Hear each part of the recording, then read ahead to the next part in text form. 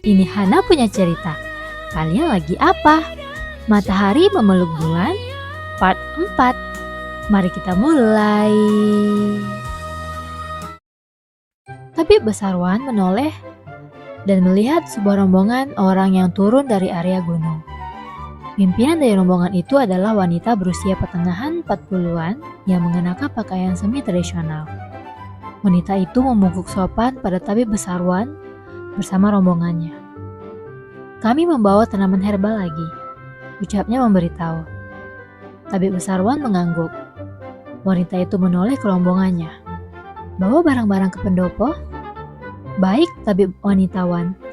Jawab rombongan itu dan berjalan pergi. Wanita yang dipanggil tabib wanitawan itu menghampiri Tabib Besarwan. Di mana Bongho? Ia bertanya. Tabib Besarwan menoleh ke arah Bongho dan Haru yang sedang menjemur tanaman herbal di pekarangan rumah. Di sana. Wanita itu menoleh, memperhatikan kedua anak itu. Energi bulan, ucapnya kagum. Tabib Besarwan terkekeh. Benar, hebat kan? Energi matahari dan bulan berada di satu tempat yang sama. Wanita itu tersenyum lucu. Pasienmu? Tanyanya sembari memandang kakaknya. Tabib Besarwan memandang adik bungsunya lucu. Pasien pertama Bongho. Jawabnya dengan rasa bangga. Wanita itu menahan tawa. Oh ya? Tabib Besarwan mengangguk membenarkan. Beberapa tahun lalu, anak itu datang dalam keadaan pintu energi yang terbuka. Membuatnya tidak tenang karena energi negatif terus menghampirinya. Bongho kita ketika itu tanpa ia sadari menutup pintu energi anak itu. Jelasnya. Wanita itu terkagum-kagum mendengarnya.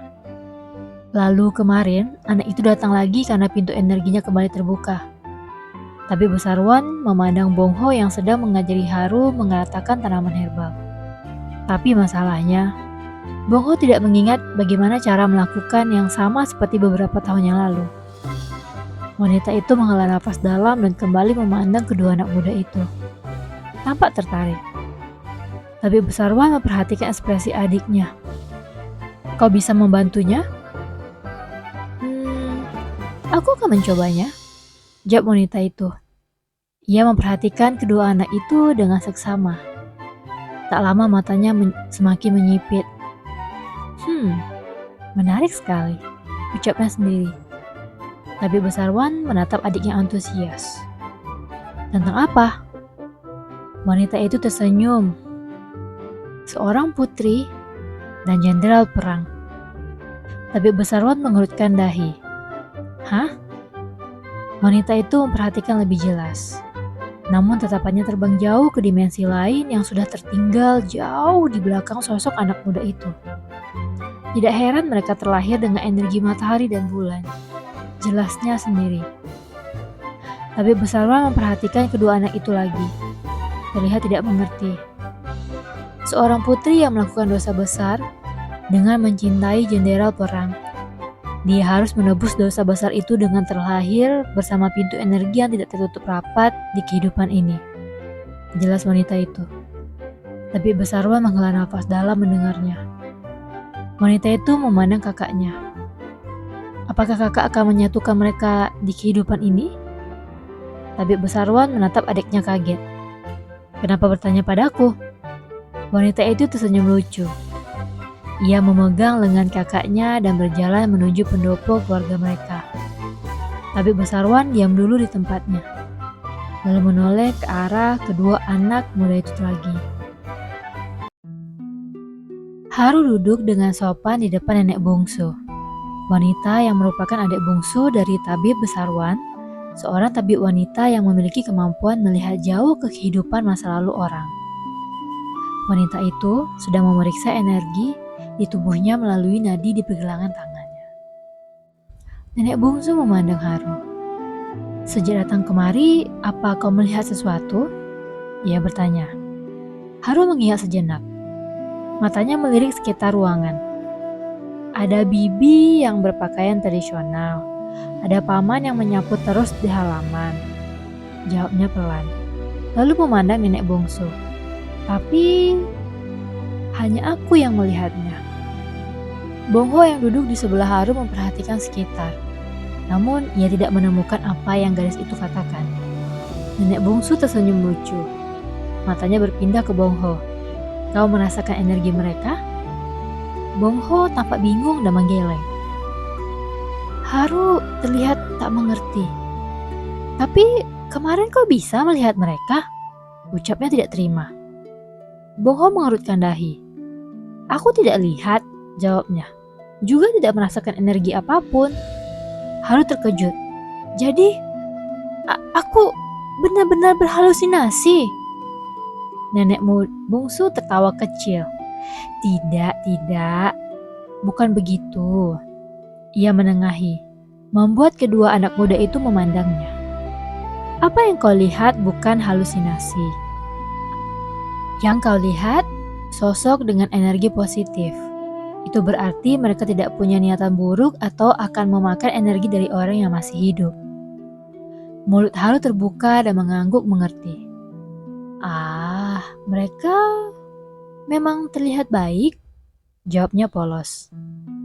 Nenek bungsu memandang Bongho. Kau masih mempelajari tentang energi di sekitarmu. Tidak heran, yang bisa kau rasakan dengan jelas saat ini adalah energi negatif. Tapi semakin lama, kau juga akan bisa merasakan energi positif di sekitarmu, bukan hanya dari tubuh manusia. Bongho manggut-manggut mengerti. Oh. Nenek bungsu tersenyum melihat reaksi kedua anak muda itu. Kau ingin melihat apa yang Haru lihat? Ia bertanya pada Bongho. Bongho tertegun. Aku bisa? Ia bertanya, lalu memandang Haru yang juga tampak antusias. Nenek bungsu mengambil tangan Bongho dan meletakkannya di atas tangan Haru. Bongho dan Haru memandang tangan mereka bingung.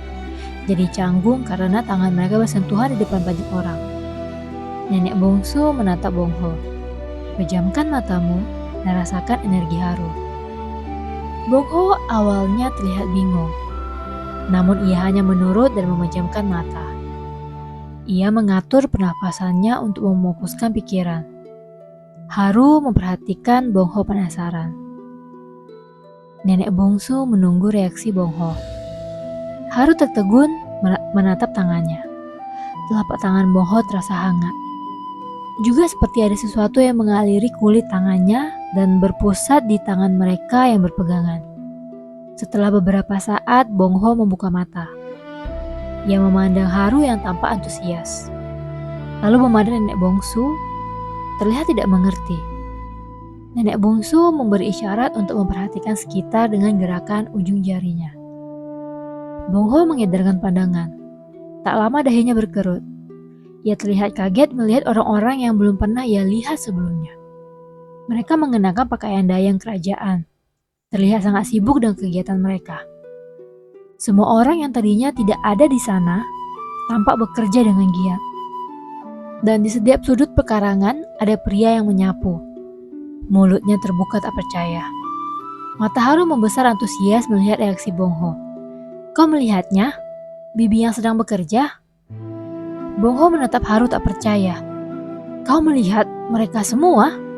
Haru mengangguk membenarkan. Seramai ini? Tanya Bongho lagi. Haru diam dulu, lalu mengedipkan matanya bingung. Seramai apa? Ia bertanya. Nenek bungsu tertawa kecil. Kau belum bisa membedakan manusia dan mereka yang hanya energi, tanyanya. Haru memandang nenek bungsu bingung. Mereka semua tidak manusia? Tanyanya kaget. Nenek bungsu tersenyum lucu. Di tempat ini, manusia hidup hanya 6 orang. Haru tertegun, lalu mengedarkan pandangannya. Paman yang membakar kayu itu bukan manusia? Ia bertanya tak percaya. Nenek bungsu menoleh ke arah Haru, namun ia tidak melihat apapun. Ia hanya tersenyum lucu. Tentu saja bukan. Memangnya murid kakekku mengenakan pakaian seperti itu? Tanya Bongho. Haru terkesiap kaget menatap Bongho.